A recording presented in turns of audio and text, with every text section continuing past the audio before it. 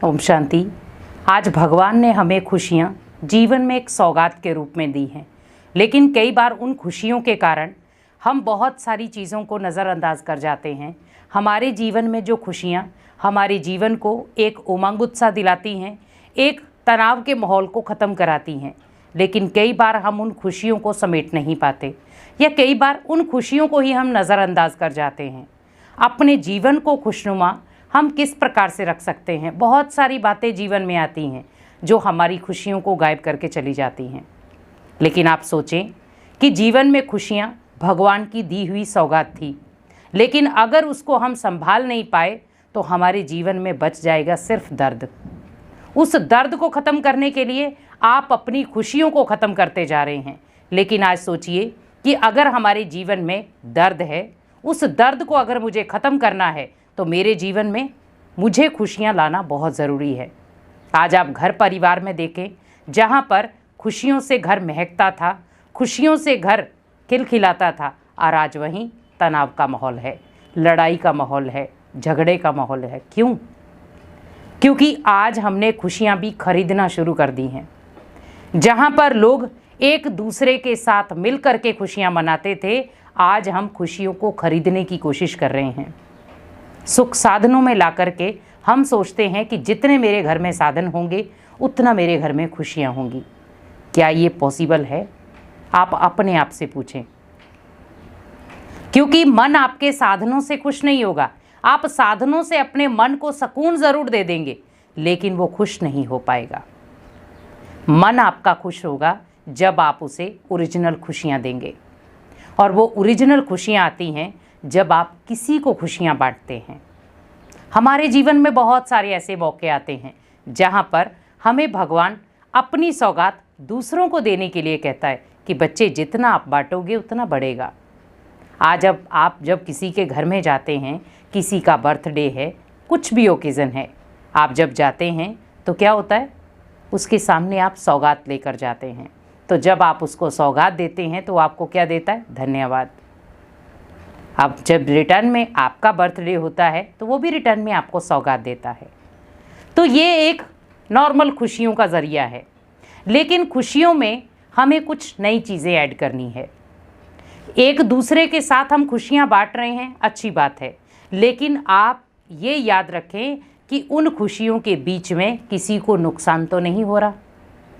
आज बहुत सारे आप दुनिया में केस देखें, खुशियों के साथ साथ मातम भी आ जाता है, खुशियों के साथ साथ गम भी आ जाता है, क्योंकि खुशी के साथ गम भी जुड़ा हुआ है। लेकिन गम तब आता है जब आप खुशियों को उसकी सही जगह नहीं देते।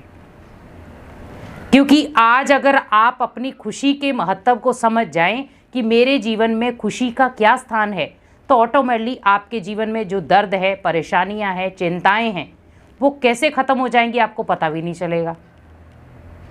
क्योंकि आपके जीवन में अगर खुशियों का स्टॉक पूरा होगा, भरपूर होगा, तो आपको किसी से मांगने की ज़रूरत नहीं पड़ेगी कि अरे आज मैं बहुत सैड हूँ, मैं चाहता हूँ कि मैं उस व्यक्ति के पास जाऊँ और खुशियाँ लेकर आऊँ। आप अपने अंदर इतनी स्टोरेज रखें कि खुशियों के लिए दूसरे आपके पास आएँ, ना कि आपको कहीं जाना पड़े। आज आप देखें, हम मोबाइल में कुछ भी गेम्स देख रहे हैं, कुछ भी ऐसी चीज़ें देख रहे हैं, और फिर अपने आप में खुश होते रहते हैं।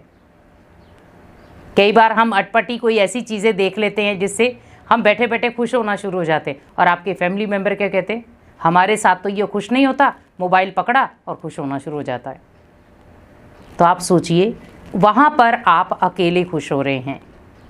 लेकिन जब आप अपनी फैमिली के साथ खुश होंगे, उनको एक खुशियों का छोटी छोटी बातों से आप खुश करेंगे, तो ऑटोमेटिकली फैमिली में एक संगठन पैदा होगा, एक प्यार पैदा होगा, एक खुशियों का माहौल पैदा होगा। हर कोई चाह रहा है कि मेरे घर में खुशियों का माहौल बने, लेकिन वो माहौल बनता नहीं है। कोई आता है, बाहर वाला आता है, खुशियों के माहौल को ख़राब करके चला जाता है, या कई बार घर वाले किसी के बहकावे में आ जाते, हमारे घर की खुशियाँ छिन जाती हैं। पहली बात याद रखें, अगर आप अपने घर को नज़र लगाओगे तो ऑटोमेटिकली दुनिया आपके घर को नज़र लगाएगी ही।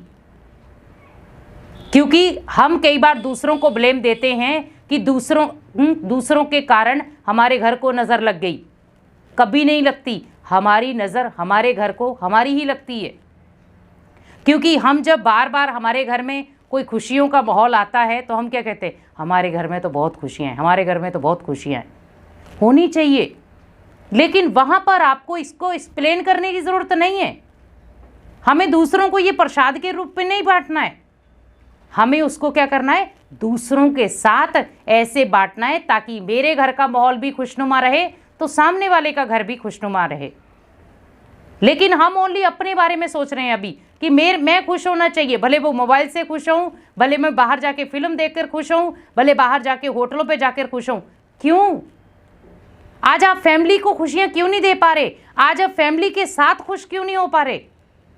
उसका कारण है आज कहीं ना कहीं संस्कारों में टकराव है, एक दूसरे के व्यवहार में टकराव है, एक दूसरे के संकल्पों में टकराव है और एक दूसरे के बोल में टकराव है।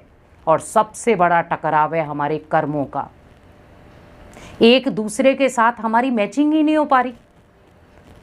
कई बार हम कह भी देते हैं फैमिली में, अरे मैं जो सोचता हूँ ये उससे ऑपोजिट सोचता है, मैं जो करना चाहता हूँ ये उससे ऑपोजिट करता है। उसे करने देना, उसकी खुशी उसमें है तो उसको वो करने दे। आपकी खुशी है मुझे घर में खुशियाँ लानी, तो आप अपना काम करते रहें। लेकिन आप उसको देख करके आप खुद भी नहीं वो कर पा रहे, दूसरे को भी नहीं करने दे रहे। हमेशा याद रखें, भगवान जब आपको खुशियों के सौगात प्रॉपर तरीके से देखता है या देता है तो वो ये भी देखता है कि इसको इस सौगात की कदर कितनी है। अगर आपको उस सौगात की कदर नहीं होगी, उस सौगात की आप भगवान को धन्यवाद नहीं देते, तो वो कब आपसे उस सौगात को ले लेगा आपको पता भी नहीं चलेगा। इसीलिए कहा जाता है कि जीवन में खुशियाँ बहुत मायने रखती हैं। बहुत मौके होते हैं जहाँ पर हम खुश होते हैं, उन मौक़ों को हमेशा याद रखें।